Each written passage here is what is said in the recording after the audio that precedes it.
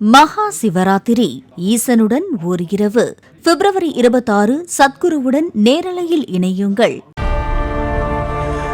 திருப்பூர் மாவட்டம் கருவலூரில் பெரியப்பா மகனை கொன்று உடலை சாக்கு மூட்டையில் கட்டி குளத்தில் வீசிய ரமேஷ் என்பவரை போலீசார் கைது செய்து விசாரணை மேற்கொண்டனர். கோழி பண்ணையில் வைத்து உடலை துண்டு துண்டாக வெட்டி சாக்கு மூட்டையில் கட்டி தொரவலூர் குளத்தில் வீசியதாக ரமேஷ் வாக்குமூலம் அளித்துள்ளார்.